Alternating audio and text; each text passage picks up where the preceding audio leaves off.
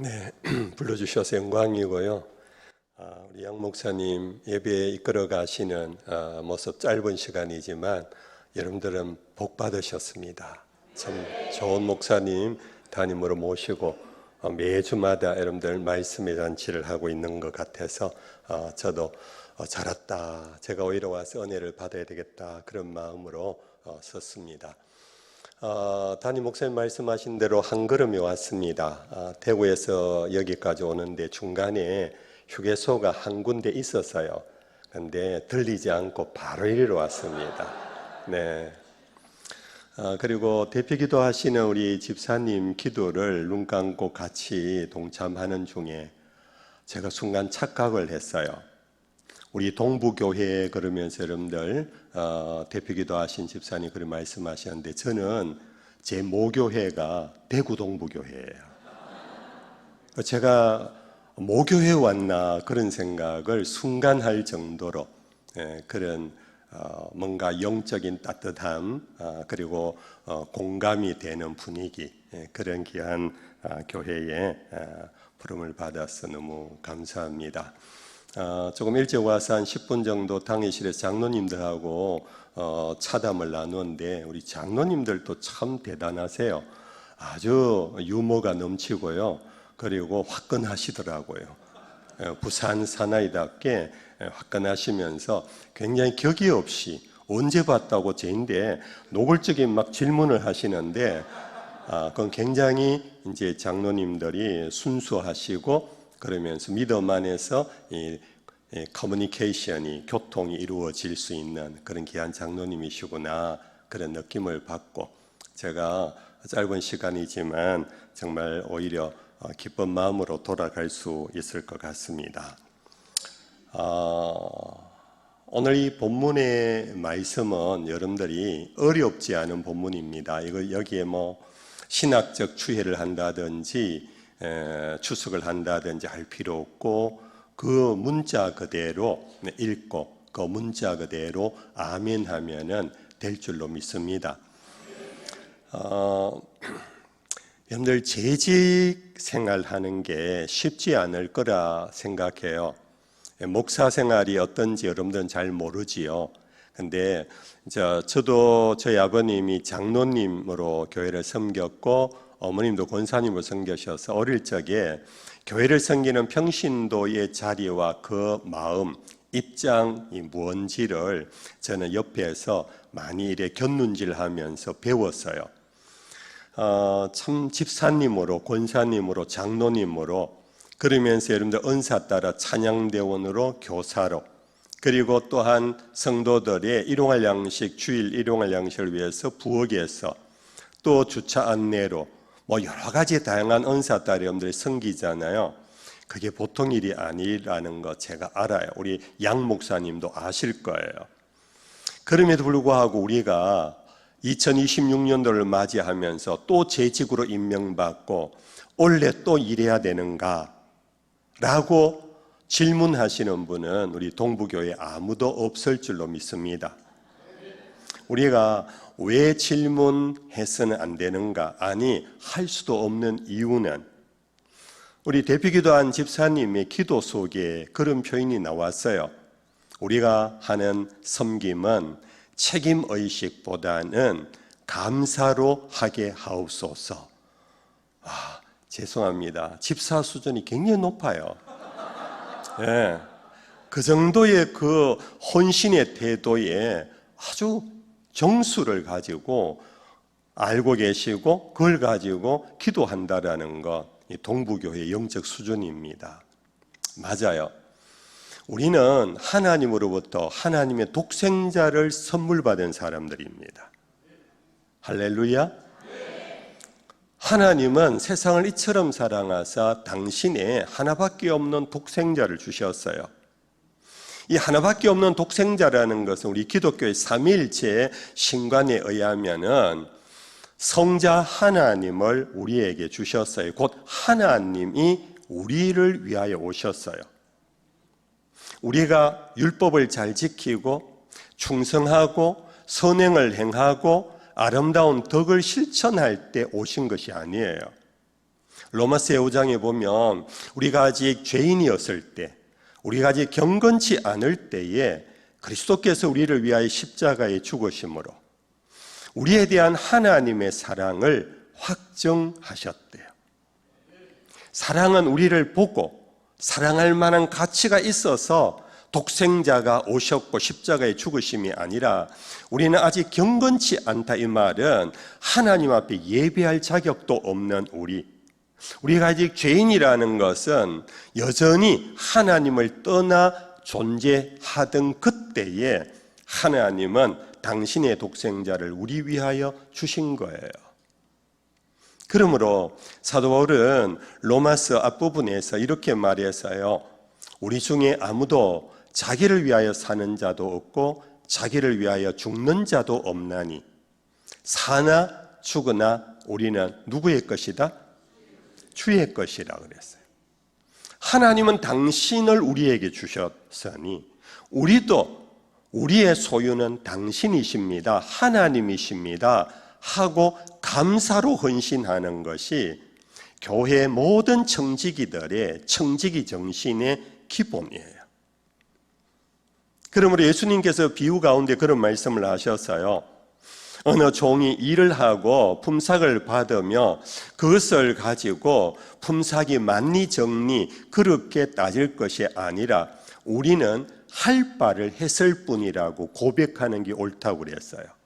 여러분들 인정하십니까? 네, 할 바를 했을 뿐이에요. 나에게 당신의 자녀 삼아 주신 것만 해도 대단한데 당신의 나라를 위한 일꾼으로 임명해 주셨어요. 여러분들 요즘 젊은이들이 물론 개인에 따라 다르지만은 가장 안정된 일터가 됩니까? 공무원이에요. 과거에는 공무원 그러면은 박봉이라서 공무원 되는 것을 별로 원치 않으셨잖아요. 근데 지금은 공무원만큼 안정된 직장이 없고 공무원 마치고 나면은 연금이 죽을 때까지 보장되니까 많은 사람이 공무원 시험을 위하여 매수를 하면서까지 우리 젊은 청년들이 공부를 해요.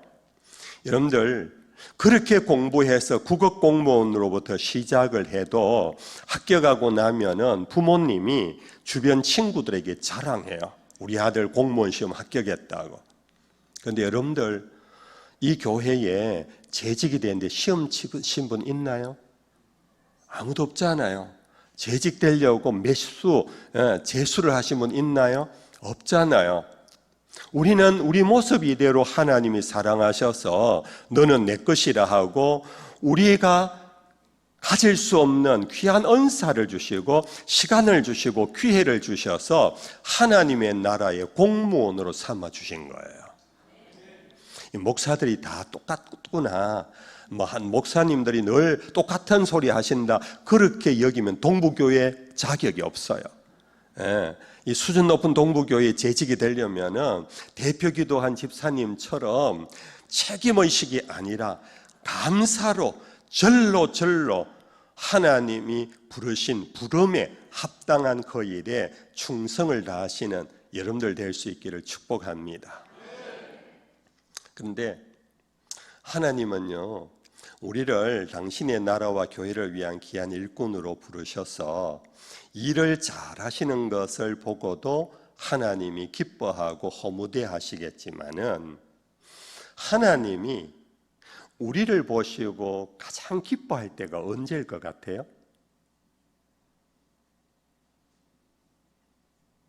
언제일 때요? 네, 제가요, 우리 장로님 그러시던데 나이가 그렇게 안 돼 보입니다 해도 나이가 먹고 보니까요 기가 자꾸 가요. 그래서 그 멀리서 뭐라고 개별적으로 개인 혼자 중얼거리면 제 귀 안 못 들어요. 제가 좀 크게 대답을 해 주셔야 되는데, 오늘 제가 대구에서 태어나서 대구에서 자랐고 대구에서 목회를 40년을 했어요. 그리고는 은퇴를 했는데, 그러다 보니까 수년 전에 대구의 서쪽 끝에, 저희 범어교회는 대구의 동쪽 부분입니다. 서쪽 끝자락에 있는 어느 교회에 안수 집사님께서 저에게 전화를 주셨어요. 목사님, 전화를 올린 이유는 제가 너무도 부족한데 교회에서 장로로 피택을 받았습니다. 이제 한 몇 달 뒤면은 교회에 장로로 임직을 하게 되는데, 제가 평소에 방송 선교를 설교를 통해서 목사님의 말씀에 굉장히 은혜를 많이 받고, 그래서 이번에 임직 받기 전에 목사님에게 꼭 여쭤보고 싶어 전화를 드렸습니다. 어떤 장로가 되면은 좋은 장로가 될 수 있습니까?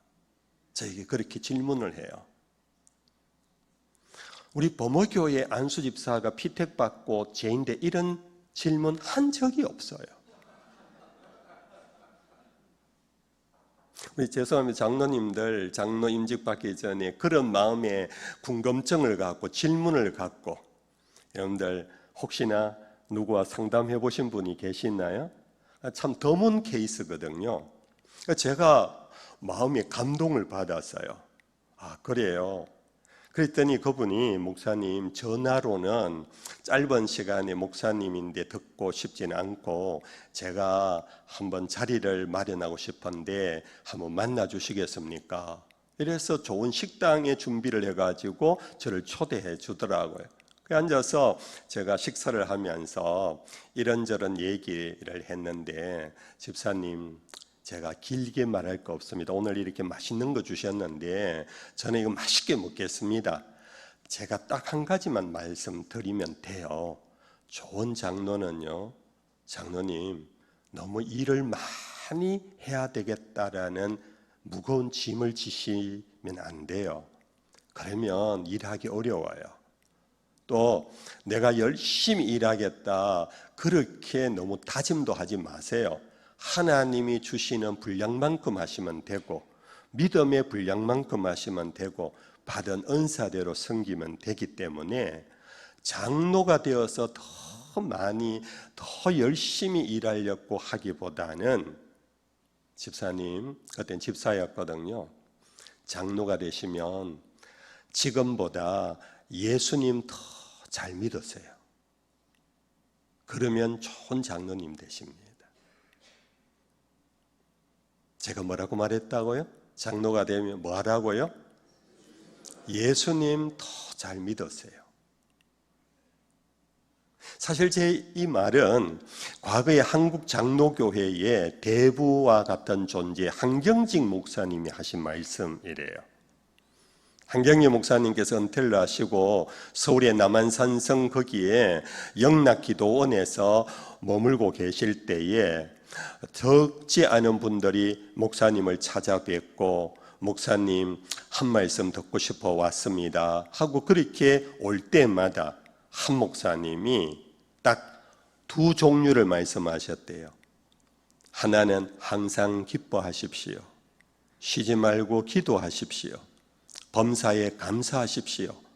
이것이 그리스도 예수 안에서 당신을 향한 하나님의 뜻입니다. 이 말씀 잘 아시지요? 이 말씀대로 사시면 되고, 또 이제 목사님들이 찾아오거나 중직자가 되려고 찾아오시는 분에게는 바로 이 말씀을 드렸다는 거예요.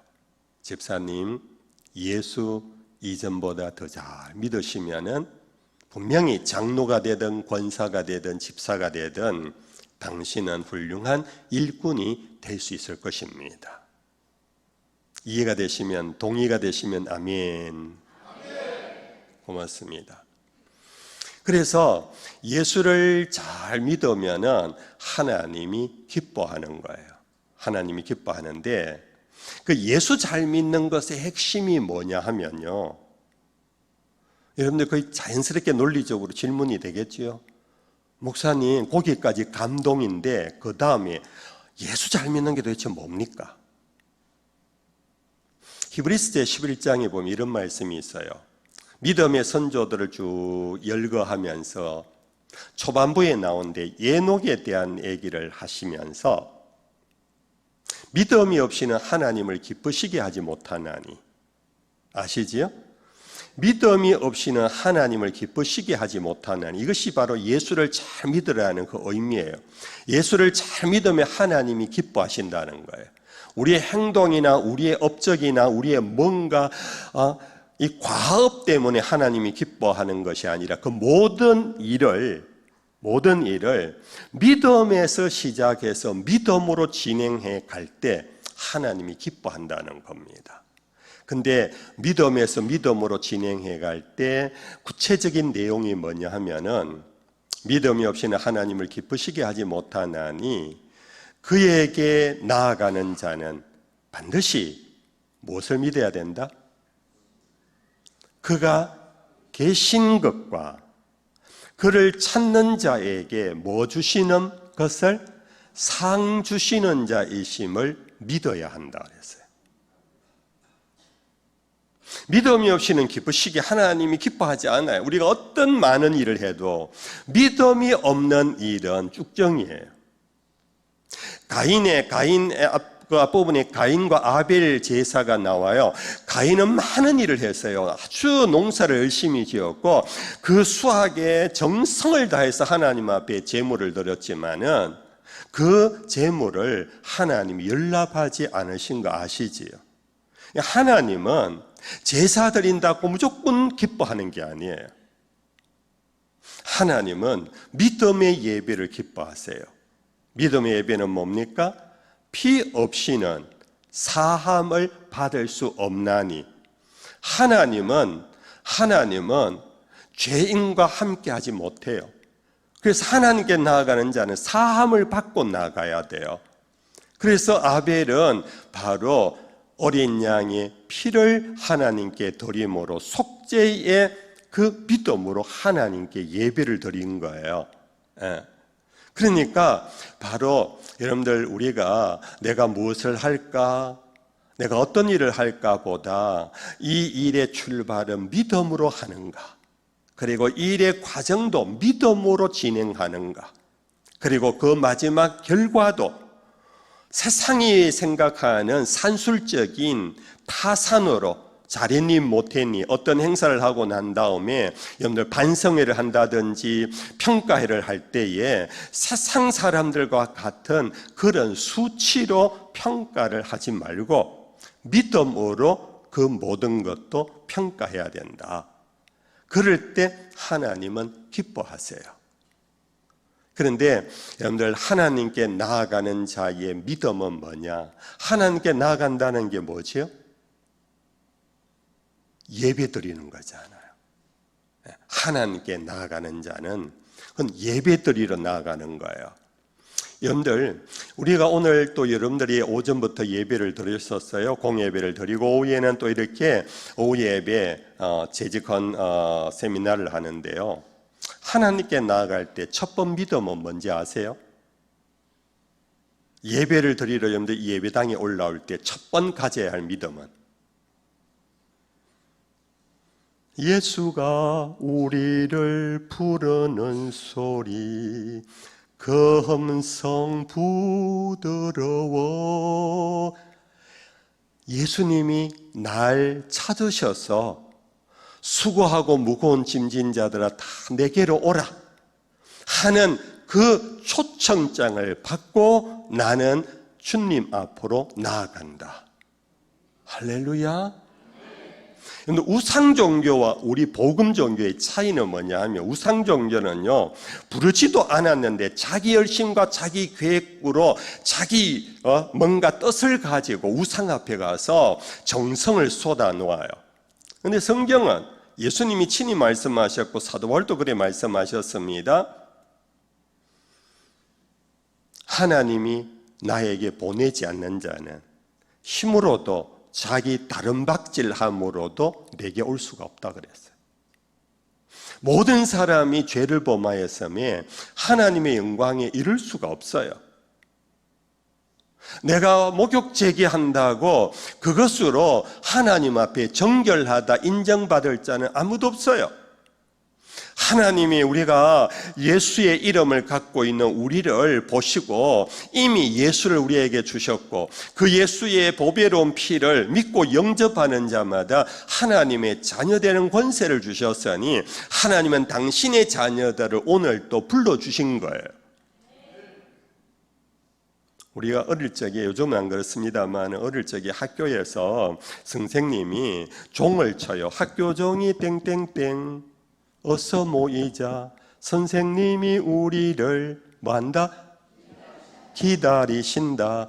마찬가지 교회도 오래 다닌 우리 성도들은 아실 거예요. 교회 종탑에 종이 다 있었어요.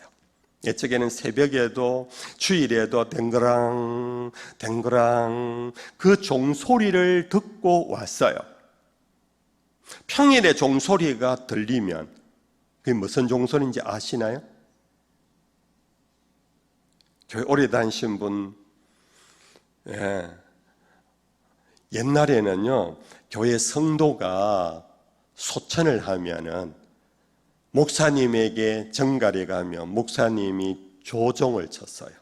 우리 교회 아무 성도가 세상을 떠났습니다. 하나님의 부름을 받고 갔습니다. 종을 땡그랑 땡그랑 치면 그 소리를 듣고 우리 교회 누군가가 돌아가셨구나 하고 교인들이 주섬주섬 교회로 모여서 장례 준비를 했어요. 그런데 이것이 바로 예배를 드리러 나올 때에 하나님이 나를 초청해 주시고 부르신다라는 그 기쁨으로 여러분들이 오셔야 돼요. 그렇게 되기를 바랍니다. 여러분들 오늘 또 막 치장 한 대 시간 걸리고 옷 뭐 입을까 하고 넥타이 뭐 맬까 하고 그렇게 하다가 오늘 하나님이 날 불러주셨다라는 설레임 없이 오면요 여러분들 힘들어요. 예배가 지루해요. 과거에 다 연애 시절이 있었나요? 신혼 시절이 있었잖아요. 사랑하는 님과 약속한 그 자리에 여러분들 가려면은요 설레이잖아요. 우리는 예배라는 것은 하나님과 사랑의 시간이에요. 사랑을 고백하고 사랑으로 찬송하고 사랑으로 구하고 그러한 설레임을 갖고 이 전에 와야 되는데 내 모습 이대로는 뭔가요? 주님이 불러주셨으니까 그 믿음으로 내 모습 이대로 올라가는 거예요. 두 번째, 예배당에 올 때 꼭 가져야 할 믿음은 하나님이 날 부르심과 함께 부르셨으니까 이곳에 계신다. 그에게 나아가는 자는 반드시 그가 계신 것을 믿어야 돼요. 우리 양 목사님이 아무리 인물이 좋고 환해도요 양 목사님 얼굴 보려고 오면 안 돼요. 양 목사님 죄송합니다. 이해하세요. 또 그게 맞거든요. 여러분들 우리는 주님 만나러 오는 거예요. 그 십자가가 교회의 상징인데 십자가 아래에 있는 이 예배당은 결국 주님이 계신다고 믿고 오는 거예요. 여러분들 이사야 제6장에 보면 이사야가 우시아 임금이 죽던 해에 그가 이전에도 성전을 수없이 떠나들었지만은 당시 우시아 임금 우리나라의 장수왕이나 강개토 대왕과 같은 그런 최고 존경받았던 다윗 이후에 대단했던 임금이에요. 그래서 국민들은 그 임금이 통치 아래서 태평성세를 누리고 있었기 때문에 그분이 죽었다. 이건 나라가 아주 위기에 빠진 거예요. 그러니까 이사야가 그 마음에 너무 두려움과 염려와 걱정하는 마음으로 비로소 성전에 올라올 때 주여 하고 진심으로 주님을 찾기 위하여 올라온 거예요. 그러니까 이전에 성전을 수없이 떠나더라도 보지 못했고 듣지 못했던 광경을 보고 들었잖아요. 어떤 일이 있었습니까? 우시아 임금이 죽던 해 내가 성전에 올라가니 문지방이 흔들리고 연기가 나더라. 스랍들이 창화하는 소리로 자기 눈과 가슴과 두 발을 가리우면서 거룩하다 만군의 여호와라고 하나님을 창화하는 소리가 들렸어요. 여러분들 사실은 항상 성전에는 천사가 하나님의 영광을 찬양하고 있는데 그것을 믿음이 없이 올라오면 못 들어요. 그 순간 이사야는 비로소 서랍들의 그 찬양하는 소리를 듣고 문지방이 흔들리는 이 하나님의 임재의 그 광경을 접하고는 이전에 하지 않았던, 해본 적이 없었던 고백을 해요. 화로다 망하게 되었도다. 내가 입술이 부정한 백성들 가운데서 내가 만군의 여호와를 배웠구나. 죄인이 하나님을 보면 죽는 거잖아요. 그래서 자기가 비로소 그때 자기가 수없이 선지자 역할처럼 자기가 그냥 내가 이름은 선지자고 이름은 성전의 일꾼이니까 사람들에게 이런저런 말을 많이 했는데 내가 오늘 하나님을 만나고 보니 내 입술이 거짓되고 부정하다는 것을 깨닫고 나는 이제 죽었다. 그 순간 어디선가 천사가 제단 숯불 하나를 가지고 와서 이사야의 입에 대매 그가 정결하게 용서받는 광경을 여러분들 아실 거예요. 여러분들 이것은 과거에 2500, 600년 전에 이스라엘의 한 신화 같은 얘기가 아니에요. 오늘도 마찬가지입니다. 오늘도 이 성전을 여러분들이 올라올 때에 내가 오늘 찬양들을 해야 되는데 내가 오늘 주일학 교사를 해야 되는데 내가 오늘 수금당번인데 여러분들 그런 할 일부터 자꾸 생각하면 주님의 임재를 경험 못해요. 그러니까 예배는 빨리 지나갔으면 좋겠고 할 일을 자꾸 생각하고 준비하는 거예요. 여러분들 모든 재직들이요 교회를 위한 모든 일에 앞서야 하는 것은 예배인 줄로 믿으셔야 합니다. 하나님은 영이시니 예배하는 자는 어떻게 예배해야 된다고요? 영과 진리로 예배해야 돼요.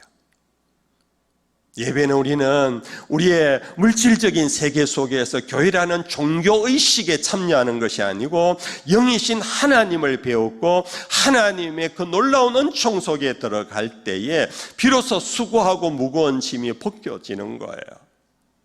그때 우리는 여러분들 정말 이런 신령한 신비스러운 예배의 경험이 있기를 축복합니다. 그럴 때 내게 강 같은 평화, 내게 강 같은 평화. 세상에서 불안과 염려를 여전히 갖고 왔지만은 주님이 이 자리에 계심을 믿는 순간 모든 무거운 짐이 벗겨지면서 세상이 주지 못하는 참 평화를 우리는 경험하게 돼요. 그럴 때 우리는 흔히 말하는 신바람이 나요. 신이 나요. 세상 사람들도요 즐거우면 신난다 그러잖아요. 이때 신이 뭔지 아세요? 그게 귀신 신자예요. 예. 그들도 나름대로 신은 내가 인간의 의도적으로 놀이 유희를 하는 것이 아니라 그들도 신을 만나면은요 자기가 어찌할 수 없는 즐거움과 행복을 누릴 때 표현하는 게 신난다 그래요. 오늘 우리는 성신을 받은 사람들입니다. 교회는 성령의 공동체예요. 그러므로 성령의 공동체가 예배할 때 성령 충만해야 한다라는 말은 잘 알지만은 여러분들 그것은 뭐 금식할 때나 특별한 어떤 기도 제목일 때 아니면 뭐 특별한 사건이 있을 때 주로 그렇게 포인트를 맞추는데요. 우리는 평소에 신바람이 나야 돼요. 그 가운데도 예배 시간에 신바람이 나야 돼요. 예배 시간에 성령의 바람이 몰아쳐 와야 돼요. 사도행전 2장에 여러분들 오순절 때에 성령이 임하는 광경이 한 번 있고 끝나는 것이 아니라 우리는 성령을 믿음으로 바라볼 때 성령은 지금도 이 예배 시간에 우리에게 불의 혀와 같은 성령이 우리 머리 위에 임할 줄로 믿습니다. 그럴 때 예배가 예배되는 거예요. 그런 예배가 여러분들 저 순복음교회만 있다고 여기면 안 돼요. 오늘 우리가 순복음교회에 우리의 참 예배에 신바람 나는 즐거움과 그 신비스러운 하나님의 임재의 예배를 우리가 다 빼앗겨 버렸어요. 근데 그 순복음도요 여의도 순복음이 이제는 식어가서 이제 순복음 교회 가도 이런 걸 별로 못 봐요. 우리 장로교회가 정말 성경 중심이, 정말 하나님 중심의 바른 신학과 바른 신앙을 갖고 있는 우리 장로교회가요, 예배의 회복이 이루어지기를 축복합니다. 그럴 때 여러분들 재직으로서 일할 때 신바람이 나는 거예요. 오늘 또 예배 후에 뭘 해야 되지 생각할수록 그 자체가 신바람이 나는 거예요. 재밌겠다. 정말로 여러분들 함께 모여서 의논하고 함께 모여서 일을 도모하고 그러면 정말 행복하다, 그런 마음일 때 재직은 여러분들 무거운 책임이 아니라 감사가 나오는 거예요. 감사가 오늘 또 부르시고 하나님이 날 만나주시고 하나님이 나의 예배를 받아주시고 예수의 보혈의 피에 나를 새롭게 하시고 성령의 바람을 주셔서 오늘 또 내 힘이 아니라 주님의 힘으로 섬길 수 있게 되겠구나. 할렐루야. 이럴 때 바로 그런 모습을 보시고 하나님이 기뻐하시는 거예요. 그래서 오늘 사도 바울이 오늘 그렇게 말했잖아요. 본문에서 그러므로 이로써 그리스도를 섬기는 자는 하나님을 기쁘시게 한다. 그리스도를 섬기는 자는 하나님을 기쁘시게 하는 자다. 무엇으로? 믿음으로. 믿음이 어떤 믿음으로? 예배 가운데 부르신 이도 하나님 임재하시고 예배를 마치고 돌아올 때 상 주시는 자. 이 상은요 1등상 2등상 그런 의미가 아니에요. 상은 선물을 의미해요. 하나님은 세상에서도 줄 세워갖고 1등부터 꼴찌까지 그래가지고 열등생 만드는데 하나님도 그렇게 줄 세워갖고 열등생 만드시는 분이 아니세요. 하나님은 당신의 독생자의 보배로운 피를 9시에 온 자나 12시에 온 자나 5시에 온 자나 똑같은 이 뭡니까? 수고비를 준 것과 같이 우리에게 그렇게 동일한 은혜를 주시는데, 그러므로 이 상은요 선물을 의미해요. 하나님은 당신에게 온 자를 그저 돌려보내지 않아요. 마음을 다하고 뜻을 다하고 성품을 다하여 하나님을 섬긴 예배자는 하나님께서 그래 애썼다, 오늘 좀 지겨웠지, 그래도 잘 참았다, 이 정도가 아니에요. 우리에게 하나님은 우리 세상적으로 표현할까요? 주머니 다 털어 우리에게 주셔요. 하나님의 독생자를 주셨는데 무엇을 우리에게 아까워하겠습니까? 로마서 8장에 그런 말씀이 있잖아요. 자기 아들을 아끼지 아니하고 주시니가 어찌 우리를 위하여 아끼시겠는가?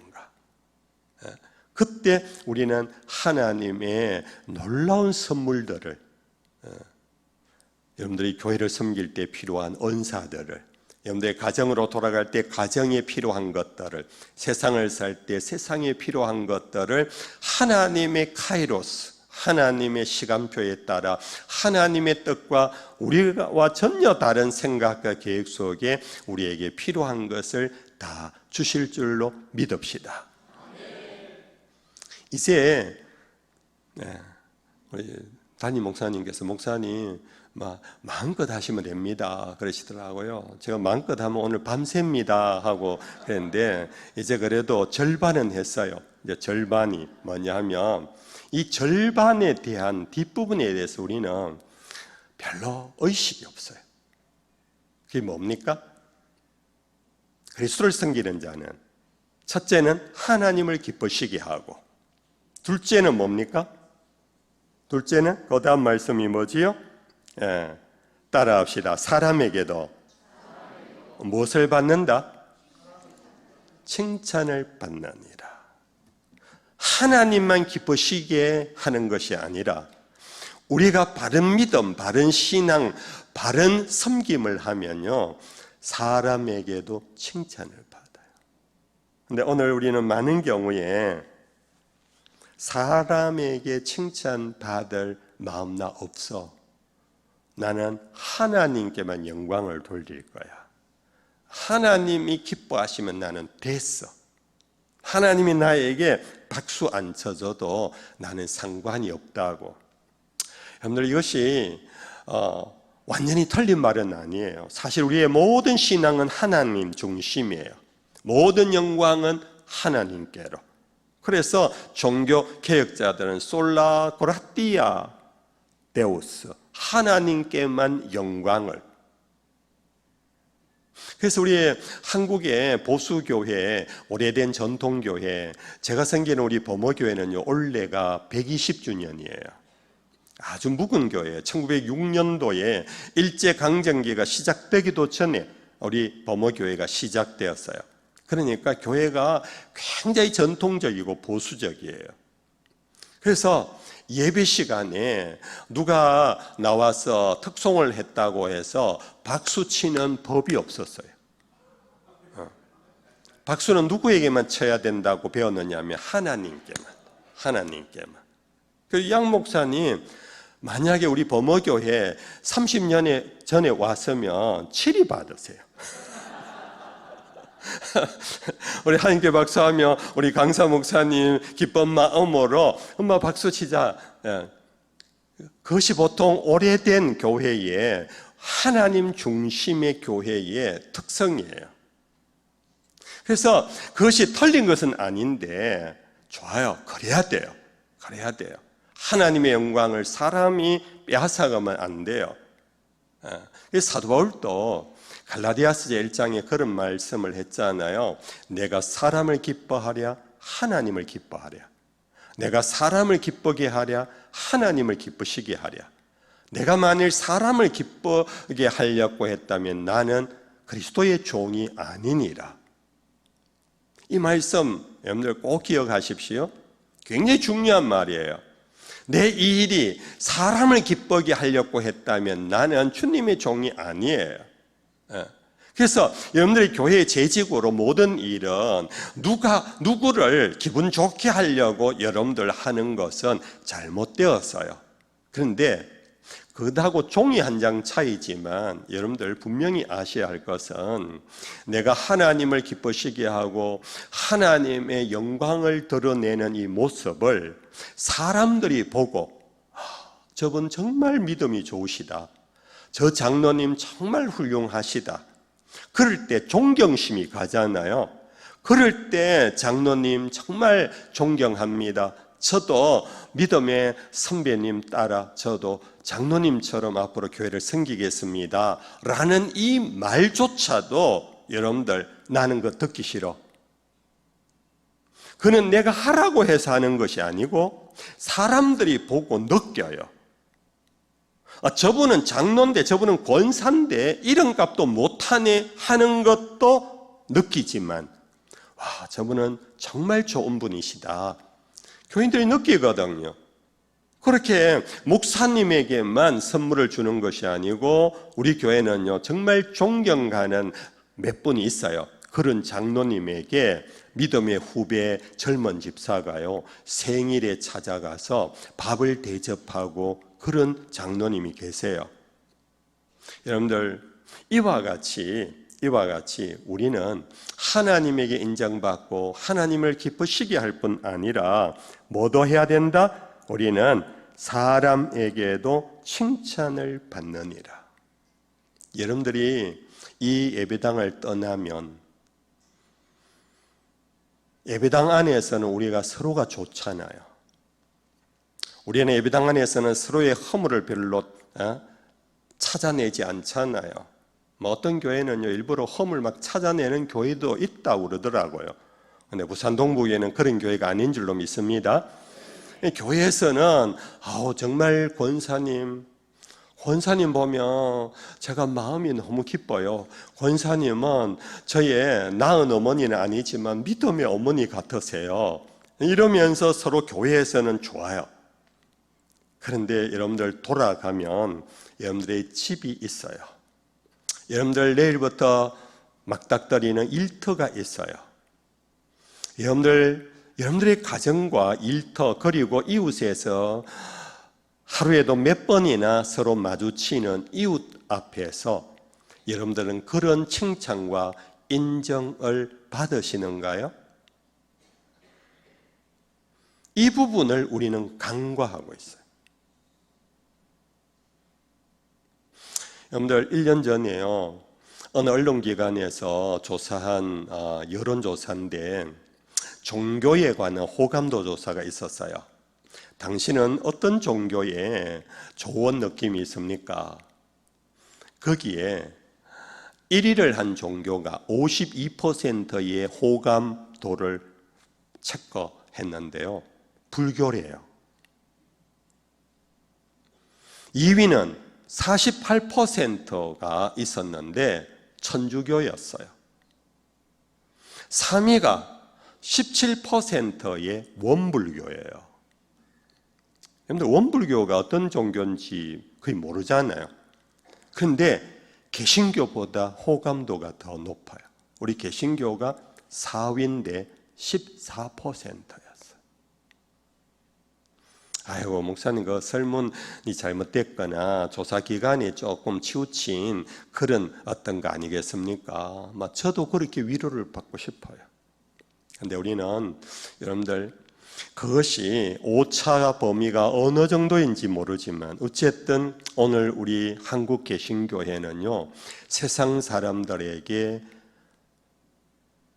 그런 평가를 받고 있다는 것을 부끄러워할 정도가 아니고요, 심각하게 고민을 해야 돼요.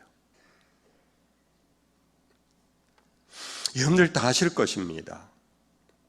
제가 우리 범어교회에서 제가 28년을 담임을 했는데요, 처음에 심호할 때 한 10년간은 교인들이 전도 1년에 한 번 딱 전도 집회를 했는데 교인들이 열심히 전도를 했어요. 그러면서 교회가 막 성장하고 부흥했어요. 근데 그 다음 점차 성장의 거기 뭡니까? 그래프가 완만해졌어요. 그리고는 코로나 전으로부터 시작해서 근래에는 정말 수평 이동자는 우리 범어교회가 지금도 한 해에 1000명씩 와요. 그런데 전도해가지고 오는 사람은 몇 안 돼요. 왜 그런가? 두 가지 이유예요. 우리 교회 장로님들 하시는 말씀, 목사님요, 이제 제 주변에 예수 안 믿는 사람이 없어요. 교회 가자 하고 좀 아름아름 아는 사람에게 말을 해야 되는데 이제는 교회 안 다니는 사람이 없대요. 우리 장로님들도 그러실 거예요. 교회 생활 오래 하다 보면 모태신자는 더 그렇지요. 갈수록 세상 친구들은 학교 졸업하고 끊어지고 직장에서 은퇴를 하면 끊어지고 오로지 교회 중심으로 생활을 하니까 점차 많아지는 것은 예수 믿는 사람은 친구가 많아지는데 점차 없어졌어. 전도의 대상이 줄어드는 것. 두 번째 이유는 겁이 난대요. 이제 교회 가자, 우리 교회 전도 집회를 하는데 좋은 분 오신다, 가면은 당신 VIP로 그렇게 모신다, 좋은 선물도 준비한다, 이렇게 말은 10년 전까지는 그런 대로 했는데 지난 10년 이후로는 할 수가 없대요. 왜? 그 사람들이 교회에 대한 이미지가 너무 안 좋대요. 아예 그렇게 접근하려고 그러면 이미 알고 외면을 해버린대요. 말 거 집어내면 됐다 마, 그만해라. 부산도 이렇게 표현하지요. 됐다 마. 그런데요. 그래서 교회들마다요, 우리 목사님들끼리 모이면 후배들인데 늘 듣는 것이 선배 목사님은 은퇴를 하셔서 좋겠습니다. 우리는 지금 전도가 안 됩니다. 교회가 성장이 안 됩니다. 교회가 성장하는 초대형 교회는 수평 이동으로 되고 우리 교회에서 다 그리로 가고요, 우리는 새로운 사람을 전도해야 되는데 전도가 안 됩니다. 그러면서 전도에 대한 패배의식에 아주 깊이 사로잡혀 있는 지금 목회자들의 모습과 한국교회의 현실이에요. 여러분들, 이것이 이유가 뭘까요? 이제 성령의 역사가 멈췄기 때문일까요? 이게 뭘까요? 우리의 열심이 부족해서일까요? 이게 뭘까요? 옛적처럼 훌륭한 부흥 강사가 이제 없어서일까요? 여러분들, 사실 여러분들 옛적보다 지금 한국교회는요 정말 우리 목사님들이 말씀이 너무 좋으세요. 그리고 옛적보다 우리 한국교회의 하드웨어 시스템, 이 건물의 이 모습, 이것은 굉장히 좋아요. 올해 교회 다니신 분 아실 거예요. 이 겨울에요 이렇게 훈훈한 온방 시설이 돼 있었습니까? 제가 범어교회에 부임할 때요 가운데 난로가 3개 있었어요. 30년 전만 해도 석유 난로를 가운데 뒀어요. 전에는 연통을 빼가지고 바깥으로 이렇게 해가지고, 그러니까 예배당이요 겨울철만 되면 난로가 놓이면 연통 때문에 시야가 가려갖고 교인들의 자리가요 가리는 곳에 안 앉고 막 걸을 정도였어요. 그래서 어떻게 좋은 난로가 개발됐는데 거의 완전 연소 난로라 이래갖고 이제는 연통 없이 그냥 했어요. 그런데요 그것도 한 1년 지나고 한 해 지나면요 그 다음 겨울이 되면은 불연소가 되더라고요. 불연소. 그래서 추위를 많이 타시는 어르신들이요 난로 옆에 소복이 앉으세요. 그러다가 어르신들께서 덥지 않나요? 더우면, 죄송합니다 어르신들 제가 욕먹이는 건 아니고, 어르신들은요 자기가 더울 때는 난로 옆에 모이는데 이제는 더우면요 옷을 벗을 생각 안 하고 난로를 꺼버려요. 난로를 꺼버리면 어떻게 됐냐, 불완전 연소로 인해서 매캐한 냄새가 나고, 저희 예배당은 건축하기 전에 이 강단이 굉장히 높았거든요. 그러니까 연기가 전부 다 위로 올라오잖아요. 제가 서 있으면요 제가 그거 다 들어 마셔야 돼요. 그렇게 생각하면 우리 한국교회 과거에 비해서 시설도 너무 편리하고 깨끗하고, 뭡니까 영상 시스템이 이게 언제부터 나왔습니까? 마이크 스피커도 이 하우링이 과거에 얼마나 많이 나는데 지금은 듣기가 얼마나 좋습니까? 이럼에도 불구하고 왜 전도와 선교가 안 되는가? 그것이 바로 이 두 번째 부분을 우리가 간과하고 있기 때문이에요. 사람들에게 무엇을 받는다? 칭찬을 받는다.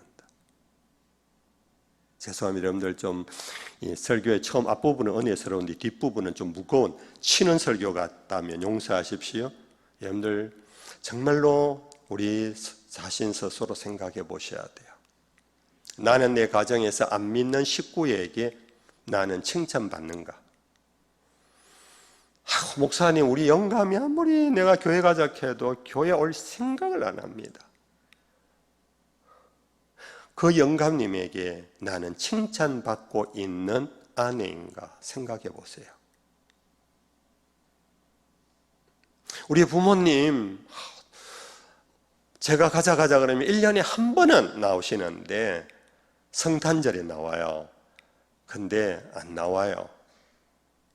여러분들 부모님에게 인정과 칭찬을 받고 계신가요?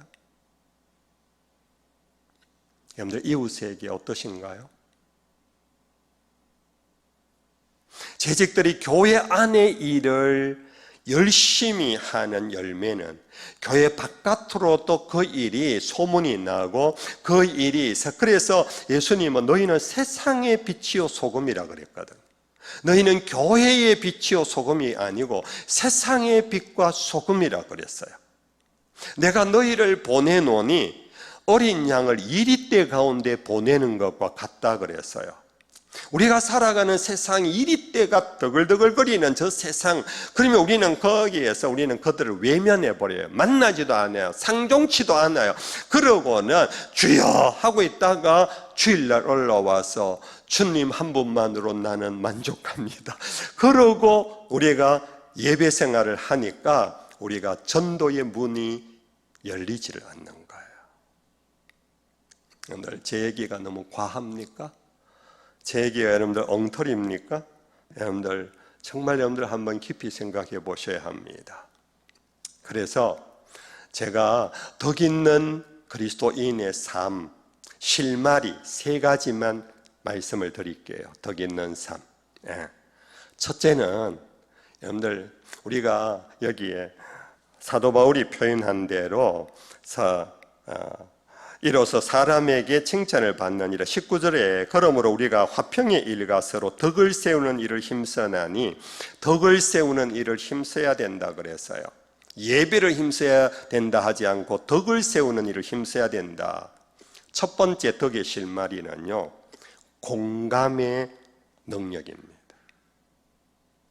이것을 한자문화권에서는 이 유교에서는 뭐라고 가르쳤느냐 하면 척언지심이라고 가르쳤어요.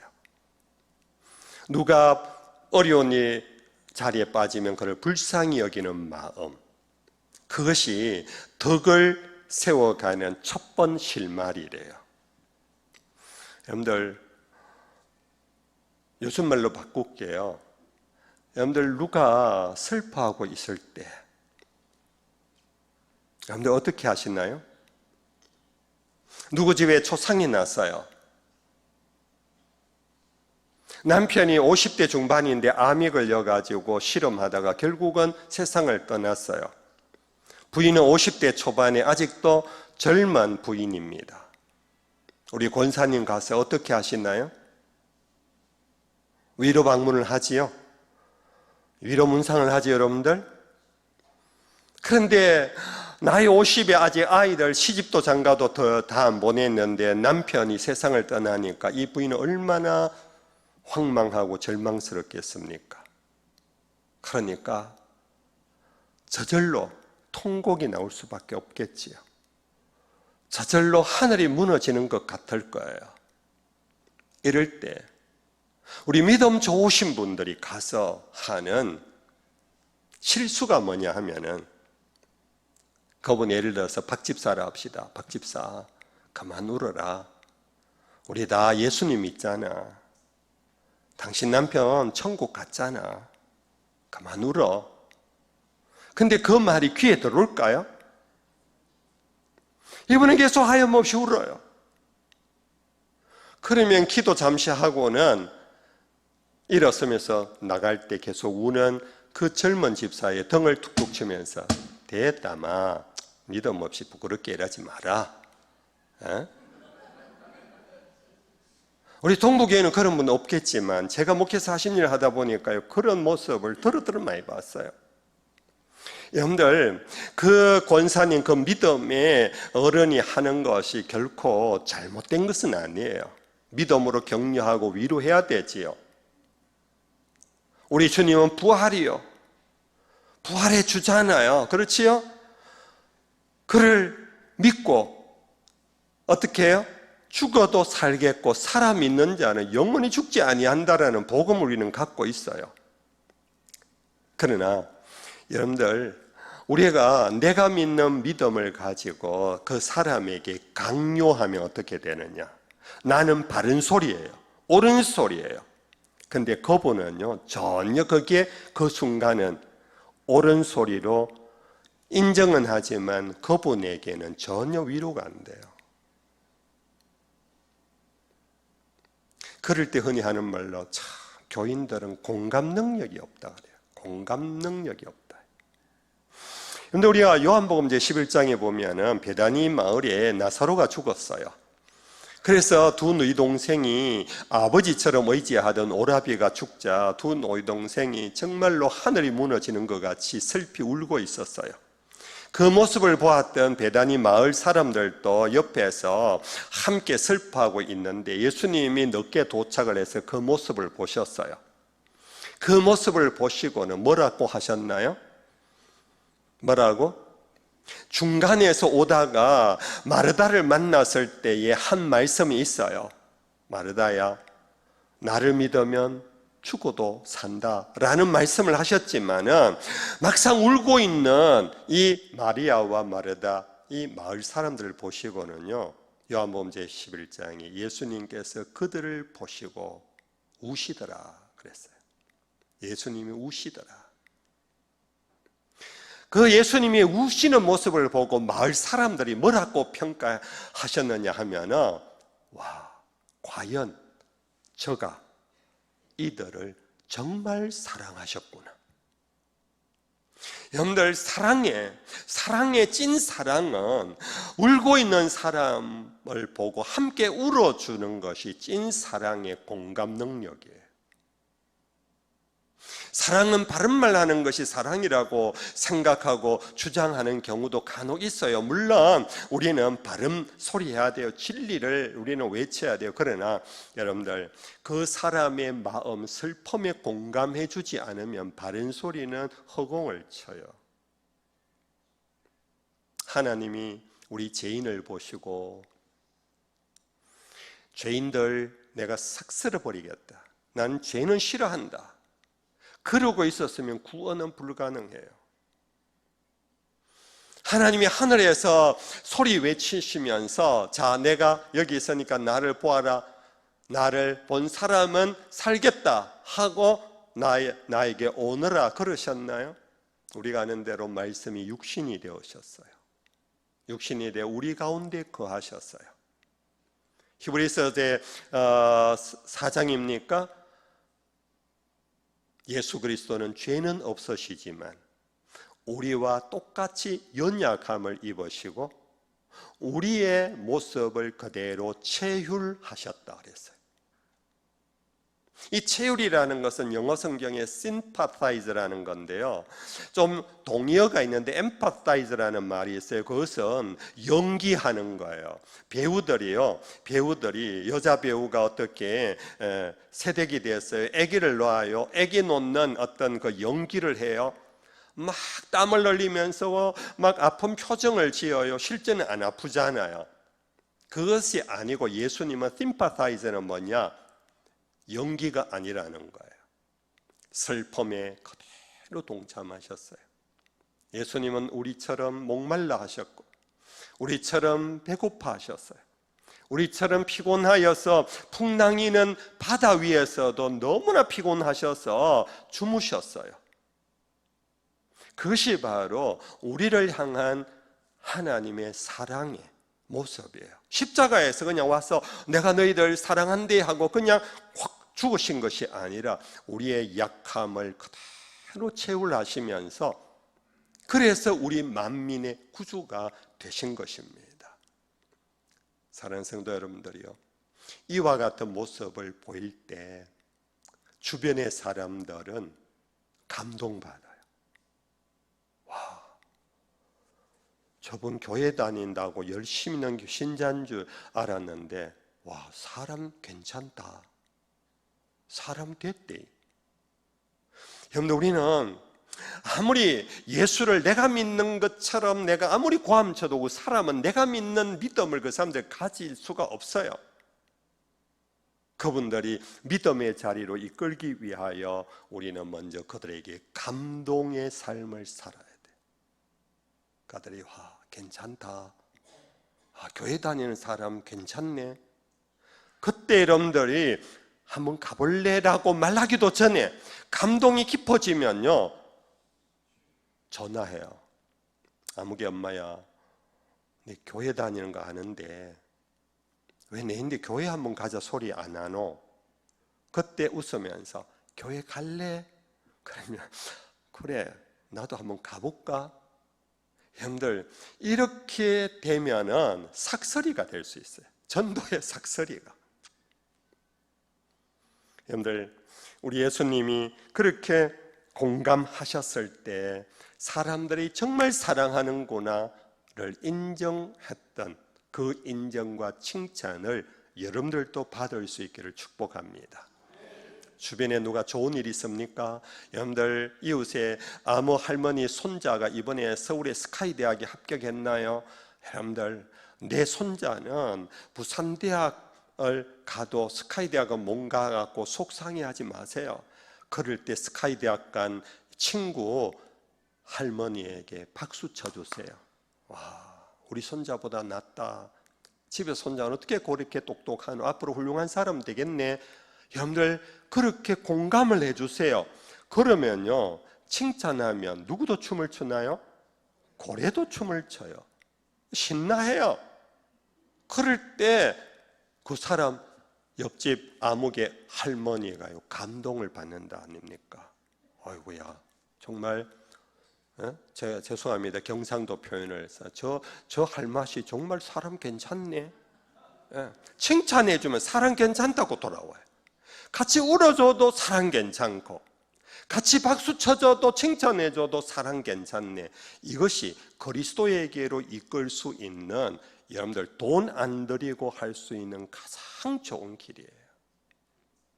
두 번째 실마리는요, 여러분들 우리가 살면서 우리는 실수투성이잖아요. 저도 실수가 많아요. 저도 실수가 참 많은데, 여러분들 우리가 실수할 때에 뻔뻔한 행동을 하면 안 돼요. 실수 안 한 것처럼. 사람들에게 여러분들 얼굴빛을 탁 바꾸면 안 돼요. 있는 그대로 내가 잘못했습니다. 내가 실수했습니다. 여기에 제가 주차하면 안 되는데 제가 어제 너무 바빠가지고 주차를 해버렸네요. 미안합니다. 사장님 주차 장소인데 죄송합니다. 여러분들 우리가 살다 보면요, 이웃에게 조금이라도 실수하거나 조금이라도 폐를 끼치거나 말이나 어떤 부분에 있어서 잘못할 때 우리는 그들에게 미안하다고 사과할 줄 알아야 돼요. 여러분들 사과하시나요? 그런데 특별히 여러분들 가까운 사람에게 사과를 할 줄 알아야 돼요. 우리 시어머님에게 며느님들이요, 어머님 제가 잘 모르면서 괜히 잘난 체해서 죄송해요. 어머니 이제 어머니 말씀 들을게요 라고 사과하세요. 우리 시어머님 되시는 분들이요, 내가 아무리 오래 살았지만 이 젊은 것이 뭘 알아 무시했던 것 있으면 내가 잘못했다고 사과하세요. 여러분들 우리는 사과할 줄 알아야 돼요. 그럴 때 사람들은요 감동받아요. 제가 들어듣는 것 중에 교인들에게 욕하는 것이 뭐냐 하면은, 교인들은 걸핏하면 우리는 죄인이다 죄인이다 그러면서 저 사람은 도대체 사과를 안 하는데, 사과를 안 하는데. 여러분들 영화 얘기를 해서 죄송한데 제가 한번 오고 끄다이겠습니까? 조금 길어도 용서하십시오. 영화 얘기까지 합니다. 여러분들 밀양이라는 영화 혹 보셨나요? 제가 조금 각색을 하니까 이해하십시오. 전도연 씨가 주인공 아닙니까? 남편을 잃었어요. 그래서 남편과 사이에 한 아들이 있었는데 아들 하나 제대로 키우려고 소망, 희망을 걸고 데리고 시골 마을로 내려왔어요. 밀양으로 온 거지요. 그 아이가 잘 자라고 있었어요. 학교 생활도 큰 도시에서보다는. 그래서 어머니가 허무하게 여기면서 아들을 키우고 있는 어느 날 이 아들이 유괴를 당했어요. 그래서 유괴범에 납치를 당하고 경찰서에 신고를 했더니 아무리 백방으로 찾아도 아들을 찾을 길이 없어요. 그런데 어떻게 납치범으로부터 연락이 왔는데 돈을 내라 하면서 협박을 해요. 근데 어쨌든 이 아들이요 돌아왔는데 시체로 돌아온 거예요. 여러분들 아시는 영화지요? 여러분들 어머니는 다 아실 거예요. 자기 몸에서 나간, 내가 낳은, 목숨을 걸고 그 상고의 고통을 경험하며 낳고 그것을 젖을 먹이면서 내 몸에 영양분을 다 주면서 키웠고 진자리 마른 자리 갈아 누이면서 자식 학교 보내고 그렇게 해서 자기보다 자기 자식을 더 사랑하는 어머니에게는 이 사건은요, 이거는 지울 수가 없는 사건이잖아요. 만약에 옆에 있다면 그냥 각색을 하니까 이해하십시오. 내가 또 감옥에 가더라도 내가 그놈의 자식 내가 죽이고야 만다, 그런 마음에 한을 갖게 하는 사건 아니겠어요? 그런데 어쨌든 그가 체포를 당했어요. 재판을 받고 감옥에 들어갔어요. 세월이 흐르면서 전도연이가 잃어버린 아들 때문에 실험하고 있을 때에 주변에서 누군가가 전도를 했어요. 전도가 먹히겠어요? 하나님은 당신을 사랑합니다. 그런데 하나님이 날 사랑했으면 내 아들을 왜 죽도록 내버려 뒀을까 하고 거부했어요. 복음이 들어오질 않았어요. 그런데 주변에서는 정성을 다하면서 계속해서 전도를 하는데 전도연이가 어느 어떤 마음이 열리기 시작하면서 교회를 오게 되었어요. 우리의 표현으로 치면 은혜가 시작된 거예요. 은혜를 받았어요.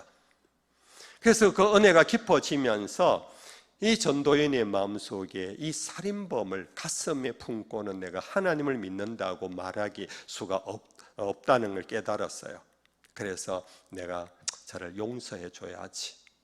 하나님은 당신의 독생자를 날 위해서 주셨는데 싶어서 어느 날 마음에 결심을 하고 각오를 하고는 형무소를 찾아가서 면회를 신청했어요.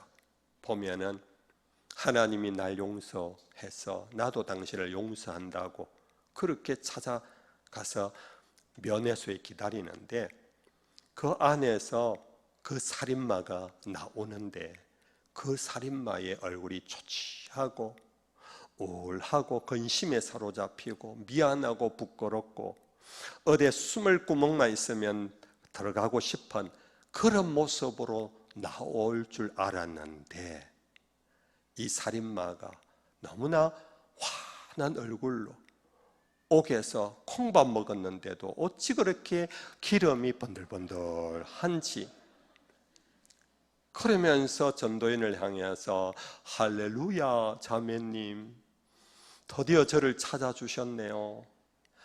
저는 이 감옥에 있으면서 제가 복음을 받았어요. 하나님이 저를 용서해 주셨어요. 얼마나 감사한지 몰라요 자매님. 그러고 웃고 있는 거예요. 그러니까 전도연이가 용서해 주러 갔던 전도연이가 누가 용서해 줘 너를? 내가 용서도 아직 안 했는데 너를 누가 용서해 줬다고? 이해가 안 되는 거예요. 아니 죽은 거는 내 자식인데 용서를 내가 해야 되는데 너는 내가 용서도 안 해줬는데 할렐루야 웃어. 그는 그 즉시 뛰쳐나가 버린 거예요. 영화는 이후로 더 있지만은 저는 여기서 그칠게요. 여러분들 제가 이 얘기를 왜 하느냐 하면은 오늘 우리가 이 살인마와 같은 모습으로 세상을 살고 있지 않은가 생각해야 돼요.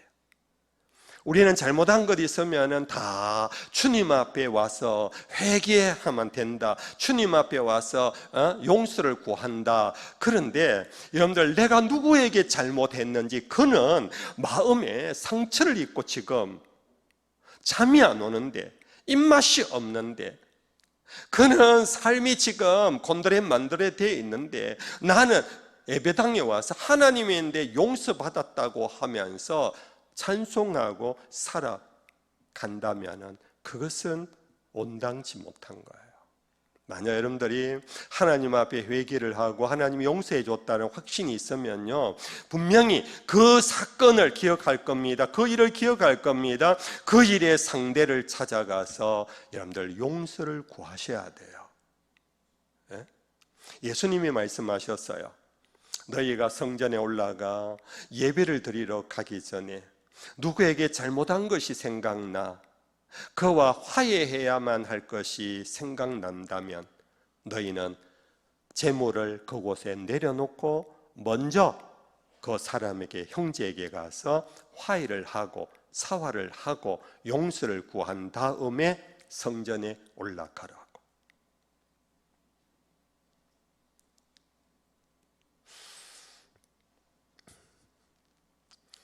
저도 오래 하다 보니까 온갖 상담을 많이 받습니다. 한 번은 어느 남자 집사님이 찾아왔어요. 제가 그 부인을 잘 아는 분이거든요.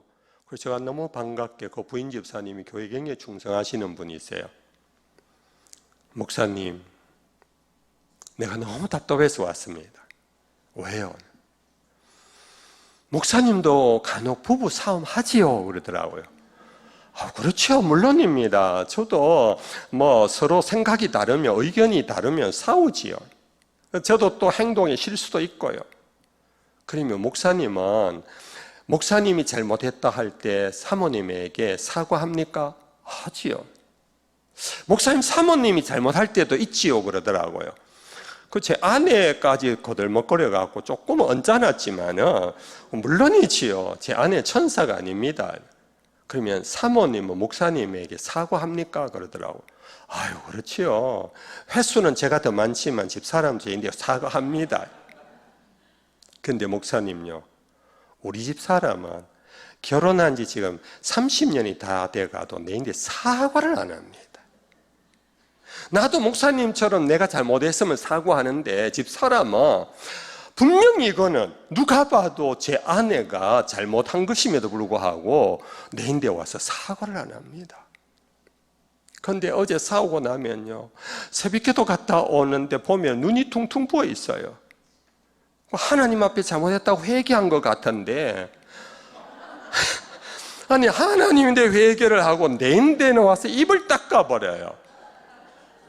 그러면 제가 마음이 풀리겠습니까? 집사님 많이 힘드시겠네요. 목사님 언제 기회 봐서 한번 설교 한번 해주세요.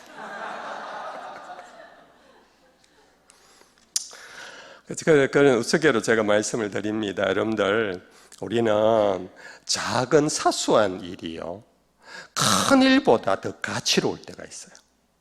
우리는 큰 일만을 위대한 일이라고 생각하는데 사소한 일을 풀면요, 큰 일만큼 가치로운 일이 있어요. 그게 뭐냐 하면은 바로 수오지심을 갖고 사는 거예요. 수오지심, 부끄러워할 줄 아는 마음, 부끄러워할 줄 아는 마음, 자기의 실수와 잘못을 부끄러워할 줄 아는 마음, 그것을 가지고 있을 때 사람들은요, 사람 참 겸손하다. 우리는 겸손이라 그러면 아이고 하고 존댓말 쓰고 이렇게 하고 허리를 90도로, 그것보다 내가 잘못했습니다 할 때 사람들은요 참 겸손하다 그래. 예수님은 죄가 없으시지만 요단강물에 와서 세례를 받으셨어요. 세례 요한이 이러지 마십시오. 당신은 내가 당신의 신권도 만질 수가 없는 사람입니다. 예수님이 이를 시행하여 아버지의 뜻을 이룹시다 하고 세상죄를 짊어지고 가는 하나님의 어린 양으로 요단강물에 들어가셨어요. 예수님은 십자가에서만 그러신 것이 아니라 이미 공생애를 시작할 때부터 당신의 사역이 뭔가를 공적으로 보여준 것이 세례 받으심, 내가 죄도 없음에도 불구하고 내가 죄인입니다 하고 물에 들어간 사건이에요. 그래서 예수님은 수고하고 무거운 짐진 자들아 내게로 오라. 너희는 내게 와서 배우라. 내 마음은 온유하고 겸손하니. 예수님의 온유와 겸손은요 그냥 부들부들한 게 아니에요. 당신은 죄가 없음에도 불구하고 세상의 죄인들을 이해하고 받아들이시면서 당신이 죄를 지은 것처럼 사과하는 행위가 바로 세례받음이었어요. 그때 하늘이 열렸어요. 사람의 마음이 열린 정도가 아니에요. 예수께서 물에서 올라오실 때 하늘문이 열리고 하늘에서 소리가 있기를 뭐라고요? 이는 내 사랑하는 아들이요 내가 저를 기뻐하노라. 그때 하늘에서 무엇이 임했나요? 성령이 비둘기의 모양으로 임했어요. 제가 여기까지만 하고 내려가야 되겠어요. 시간이 다 돼서 아무리 길어도 우리 제 아내가요 늘 제인데 브레이크 걸어요. 당신은 교인들이 잘 들어주면 시간 가는 줄 모르고 설교한다. 동북의 교회인데 너무 잘 들어주니까 제가 저 뒤에 시계를 보니까요 3시 24분인 줄 알았는데 4시 24분이에요 세 번째, 2분 만에 말할게요. 세 번째 덕의 실마리는요 유교에서는 사양지심이라 그래요. 양보하는 걸 의미해요. 오늘날 세상은 욜로 문화로 한 번밖에 없는 기회를 내가 누구에게 빼앗기랴 그러면서 질주하는 세상인데, 사도 바울은 빌립보서 제2장에 너희에게 성령이 임하여 무슨 권면이 있으면 너희는 같은 마음과 같은 뜻을 가지고 남을 나보다 낫게 여기라. 낫게 여기라가 아니고 낫게 여겨라. 그런데 이것이 바로 사양지심이에요. 남을 집사님 먼저 하세요. 아무개 엄마 먼저 해. 괜찮아. 나는 뒤에 해도 돼. 우리는요, 이 기회에 빼앗기며 나는 다시는 이 기회가 안 온다고 생각하는 것 중에 내가 양보를 안 해요. 그러나 우리는 무엇을 믿습니까? 하나님의 주권을 믿잖아요. 이 기회가 내가 양보하면 없어지는 것이 아니고 하나님이 오히려 보시고 나에게 더 큰 놀라운 복을 주실 줄로 믿습니다. 그래서 너희 안에 이 마음을 품으라고 그리스도 예수의 마음이니, 그는 근본 하나님의 본체시나 그와 동등됨을 취할 것으로 여기지 아니하시고 자기를 비어 종의 형체를 가져 사람의 모양과 같이 나타나셔서 십자가에 죽기까지 복종하셨대요. 이러므로 하나님이 그를 지극히 높여 십자가의 죽음으로 로마 시대 때는 사형수, 가장 죄인 중에 죄인, 율법으로 치면 나무에 달려 죽은 사람은 저주받은 자라 그런 죽음이었음에도 불구하고 하나님은 그를 지극히 높여 하늘 위의 이름과 땅 위의 이름과 땅 아래 모든 이름이 그리스도 예수의 이름 앞에 무릎을 꿇게 하셨습니다. 할렐루야. 여러분들 교회를 섬길 때에 집사님 먼저 괜찮아요. 장로님 먼저, 목사님 먼저 하세요. 여러분들 그렇게 할 때 그것이 바로 아름다운 덕을 이루고 그것이 하나님을 기쁘시게 할 뿐만 아니라 내 교인들에게도 인정과 칭찬을 받고 가족에게 칭찬을 받고 우리 이웃 세상 사람들에게 칭찬을 받는 순간 여러분들의 모습을 통하여 절로 산에 있는 절로 가는 것이 아니라 바로 여기에 있는 부산 동부교회로 찾아 올라오게 될 것입니다. 찬양하십시다.